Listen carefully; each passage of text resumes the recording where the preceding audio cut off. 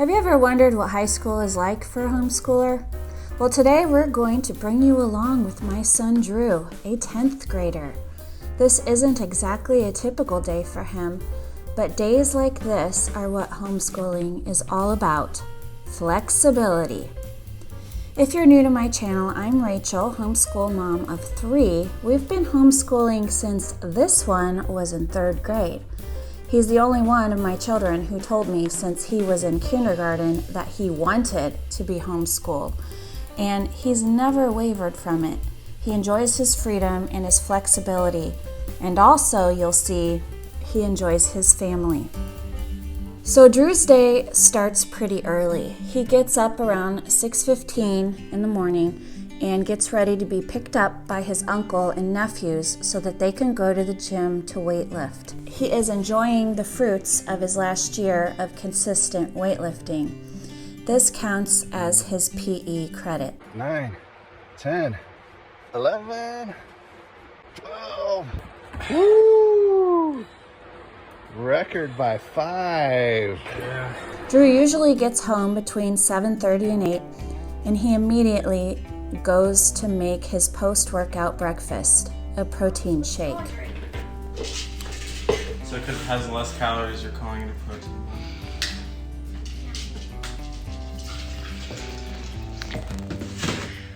One cup. With shake in hand, he goes to the basement and he catches a little bit of TV before school begins. Sometimes his little sister is up and they enjoy a show together before school begins, and sometimes it's just him and the doggy. When I'm ready for school, I text Drew on his Apple Watch, or maybe yell down the stairs for them to come up, but the Apple Watch, I have to say, is quite convenient. Teen tip here: my son doesn't have a smartphone. The Apple Watch texts and makes phone calls, which is everything that he needs at this point. It's a perfect alternative if you're apprehensive about giving your teen a phone. For us, school involves critical thinking and logic skills training, so of course we play games sometimes. We've been playing a lot more games this year since my 9-year-old is old enough to play most of the more complicated games. Sometimes my teenage daughter joins us, sometimes she's still sleeping and losing stars. If you watched my reward chart video, you know what I'm talking about. One of our favorite games to play right now is called Azul. It definitely requires some strategy, but it's not too much thinking, so even my husband will play it with us. My son and I love the strategic thinking games. I often tell people that games are Drew's love language, so I make an effort to do this with him especially. After all, he's now 16. The years are short, friends, so I am savoring the time. On the mornings that I play a game, we try not to go past 9:30 a.m., so we can start our Bible study morning time. But you like getting up early. Not anymore. When you were a baby, you definitely did. We don't play games every day, so when we don't play, our Bible study may include all kinds of books, and we may be at the table for an hour and a half. But this morning, we had to end by 10 because of something special. And this is why the flexibility of homeschooling is such a blessing, but I'm getting ahead of myself. For this morning's morning time, we did our Faithopedia, which I talked about in this video. And we did our John MacArthur Bible study, which I talked about in this video. We all participate in the reading for morning time, but I definitely take advantage of my oldest child, teaching him to be a leader and an example to his younger sisters. You have from God, and that you are not your own. For you have been bought with a price, therefore glorify God in your body. Okay, Juliana, read 10:13. Sometimes the enthusiasm of my 9-year-old convinces me to let her do all the reading, but usually I ask Drew to read the majority of the scriptures. Comment below, do you have any special things you do during your homeschool day to keep the older kids involved with the younger ones? To go along with our Faithopedia study, we've also been utilizing some of our old classical conversations curriculum. That's the nice thing about having homeschooled for a while. You'll definitely be accruing a large supply of resources, and that supply can be very deep. These timeline cards have come in very handy. We've been reading them as they correspond to the timeline events that our Faithopedia curriculum is teaching. Early church history began during the Roman Empire, and the timeline cards, having additional information for us to learn, have been a great addition. Because these cards are so cool, we've also been clipping them to the string on our fireplace to display what we're learning. Drew read the card today, so Drew clips it up on the fireplace.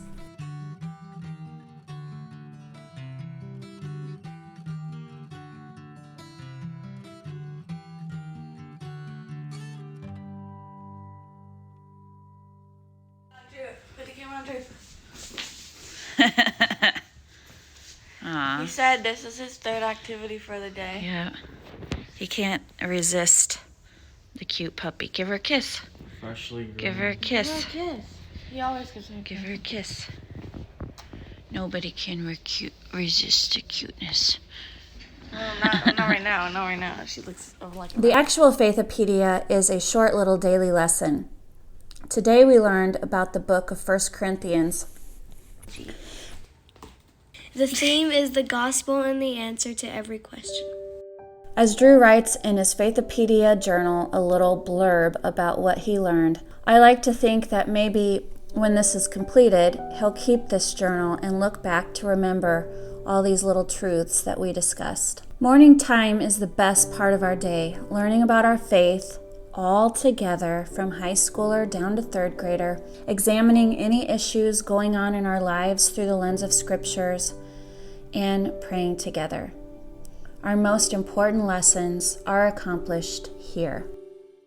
So remember when I said this day had something special in it? Before we began homeschooling, Drew attended a private Christian school.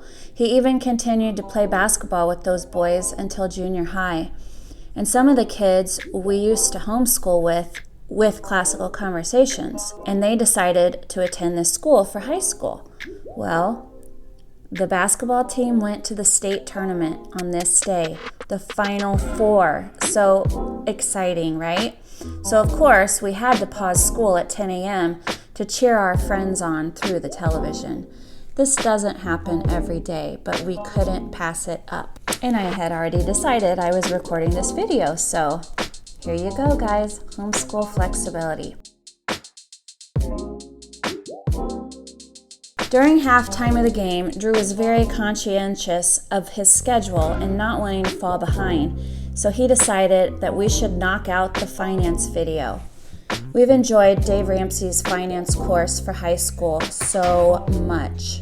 Seriously, I'm so glad that my son is learning these principles now, because as I watch the videos with him, I'm often turning to him and saying, I wish somebody would have taught me this when I was your age. So many practical helps. And even more, Dave Ramsey explains the logic behind these decisions. I promise. I'll pay it like a 15. Truth is, life happens and something else will always seem more important. Never take out ever more than a 15-year fixed rate mortgage. And a $1,000 home with 6% interest has a payment of $1,349. Now on a 15-year mortgage, the payments would be $1,899. That's a $550 difference. Doesn't really seem like that much, right? Wrong. When you pay $1,349 a month for 30 years at 6%, you're actually paying $485,000 for your $225,000 home. Now, let's do the math for a 15-year mortgage on that same house. A monthly payment of $1,899 for 15 years at the same interest rate is a total of $341,000 for the home. So when you do a 15-year mortgage, you save yourself $144,000. Did you get that? By going with a 15-year instead of a 30-year mortgage, you saved yourself $144,000. It's a lot of money. And you end up saving yourself about 15 extra years of bondage. Still aren't convinced? I may not 100% agree with Dave on everything, but overall, I'm very pleased with what he's teaching. So I highly recommend Dave Ramsey's finance course for high schoolers. At some point in the morning, my son makes himself another drink. The choice, G Fuel. Any other mom out there with teenagers who love this stuff? My son orders it from Amazon in bulk. 1 cup per day, and at the end of the week, he brings all of his cups up to wash because mama ain't washing them for him. He's gonna dirty all these cups, so he's gonna wash the dishes. At this point in the day, it's 11:45 and it's time to make lunch. For some reason, my kids have decided to make our fridge a dry erase board. What do you think? Interesting, Drew. I don't personally like the chaotic look of this, but sometimes I humor them for a day or so. On the menu for today is Trader Joe's orange chicken. It's quick to prepare, it's easy to make, and it's one of my high schoolers' favorite meals.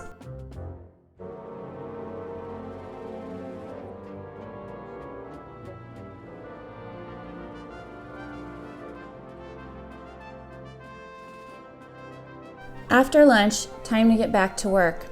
He's got the entire morning to make up. He and I went through his schedule and we did decide that on this day he could skip science because he's ahead of schedule anyway for his meteorology class. So given the basketball interruption, we modified the workload for the day. I said, what's Rivian doing? Yikes. Ugh. You also check Tesla? Or that's just its competitors? He did his Shormann math lesson. This is our second year we've used Dive into Math, and one of the reasons why I highly recommend this high school math curriculum is because in 2 years, my son will have 3 math credits. He'll have Algebra 1, Algebra 2, and Geometry credits. Technically, 3 math credits is all you need for admission into most colleges, and he's doing it in 2 years. At 12:50, he moved on to his Latin video. He takes Latin and history from Compass Classroom. All of our courses are available from the website, which is very convenient. For Latin, he watches the videos from his computer, and the website has the list of assignments and checklists if you're a digital type planner. My son does both. He uses the Compass Classroom checklists, but he also likes to schedule his work in his paper planner. This planner is from Mardell. I'll link the video about the planner in the description below if you want a closer look at it. Alright guys, let's go through a bunch of gerunds. Remember I told you that the Latin language does not use a gerund in the nominative case. That job is done by an infinitive. Legere necesse est. In this sentence, legere necesse est, word for word, it means to read is necessary. To read is necessary. We would not translate that into English as to read is necessary. We would probably say it is necessary to read. If you're going to learn, if you're going to improve in a field or in a certain area or branch of knowledge, to read is necessary. But we can also translate this using a gerund. Reading is necessary. After Latin, he watched his Compass Classroom history video. If mom is watching it with him, we don't watch it from the computer screen.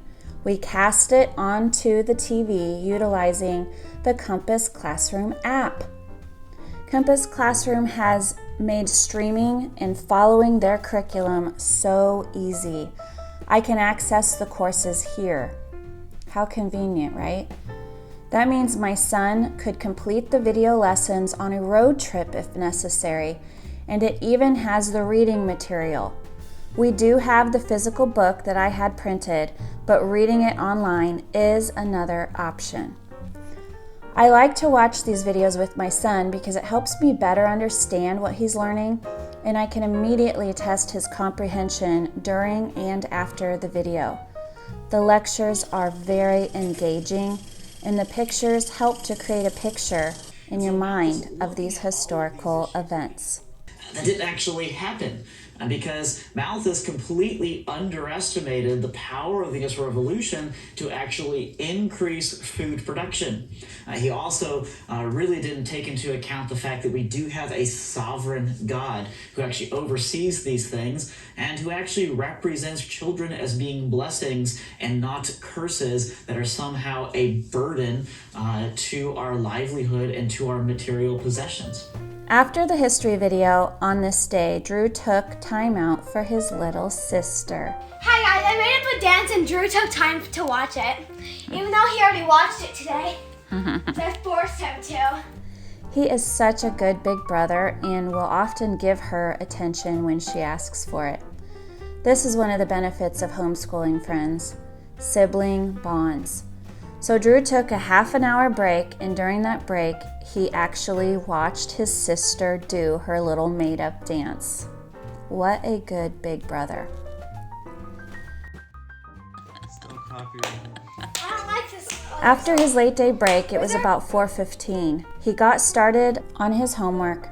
See, normally my son is in here with my husband. Husband got house problems today, so he's really not working. But normally my husband works there. See, you guys wanted me to not have my house so cleaned up. Yep, this is like stuff that needs to be put away. But normally my son is over here, but our router had broke. And we have a router for the basement as well as upstairs. It just got fixed, but temporarily because the router was broken, he had to move over there because it was actually closer to the wireless router upstairs. So he just kind of moved his stuff. It's a mess because it had dollhouses there before. He shoved them out of the way and set up the 6-foot table so he could move all of his computer and stuff. But this is not normally where he works, just where he's been working the last few weeks. Right, Drew? Are you gonna move back to the office so you and Dad can collab again? So I can sit here. If you want to stay here, we need to clean up this mess. You don't want dollhouses around you, do you? No. Do you like it here better because of the lights? Yeah, it's right next to my room. But then Dad doesn't deserve that whole huge office space. It used to be the playroom. If you want to stay here, we got to definitely figure this out, because this ain't working for me. All right, what are you doing next? History homework? Yeah. Just finished the video, getting started. The history homework. What is it today? Just reading, or do you have the assignment? Well, it's always reading. Read selection. And the selection's right there online for you, huh?